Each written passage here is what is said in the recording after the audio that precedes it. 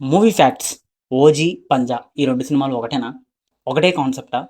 But 'OG' ఎందుకు hit అయింది? 'పంజా' ఎందుకు ఫ్లాప్ అయింది? షాక్ అవ్వద్దు. క్లియర్ కట్‌గా చెప్తాను. 'పంజా' గురించి మనకేం తెలుసు? 'పంజా' సినిమాలోని దాదాకి ఒక చిన్న పిల్లవాడు దొరుకుతాడు. ఆ చిన్న పిల్లవాడు పెద్దయ్యి తనకు సైన్యంగా తన వెంటే ఉంటాడు. చెడు పనులు చేసినా, మంచి పనులు చేసినా అని పెంచుకొని ఒక సైన్యం కింద ఏర్పరచుకుంటాడు. సో, అది 'పంజా' సినిమా. 'ఓజీ' సినిమాలో కూడా సేమ్ తప్పిపోయిన పిల్లవాడు ఒక ప్రకాష్ రాజ్కి దొరుకుతాడు. తను తన సొంత కొడుకులాగా ట్రీట్ చేసి పెంచుకొని తనకు ఆపదొచ్చిన ప్రతిసారి కూడా కాపాడుతాడు అన్న ఫీలింగ్ తోటే పెంచుతాడు. అయితే పంజాలోని నెగిటివ్ షేడ్ ఏంటంటే దాదా చెడు పనులు చేస్తాడు.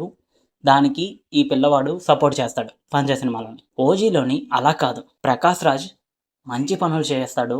చెడు పనులకి చేయకూడదు. చెడు పనులు ఎవరైనా తనుంటున్న ఏరియాలోనే ఎవరైనా చేస్తే అప్పుడు ఓజీ వస్తాడు అన్నదే కాన్సెప్ట్. 2 సినిమాలు ఒకటే స్టోరీ లైన్. బట్ కానీ ఓజీలోని సెకండ్ హాఫ్ కూడా సేమ్ అదే ట్రాన్స్‌లోని తీసుకెళ్తాడు. పంజాలోని అలా కాదు. సెకండ్ హాఫ్ దాదా నుండి తప్పించుకోవడానికి పవన్ కళ్యాణ్ అమ్మాయి ప్రేమించిన ఊరెళ్తాడు. ఇదే కాన్సెప్ట్ ద్వారా పంజా ఫ్లాప్ అయింది. ఫస్ట్ హాఫ్ అంతా పంజాలోని ఒక చాలా బాగుంటుంది. సెకండ్ హాఫ్ వచ్చేసరికి ఫ్లాప్ అయిపోయింది. సో, 'పంజా', 'ఓజీ' 2 సినిమాలు ఒక్కటే. బట్ అప్పుడు సరైన టైంలోని 'పంజా' రిలీజ్ అవ్వలేదు కాబట్టే ఫ్లాప్ అయింది. సో, దీని మీద మీ అభిప్రాయం ఏంటి? కామెంట్ ఆన్ మీ ఒపీనియన్‌ని కామెంట్ చేయండి.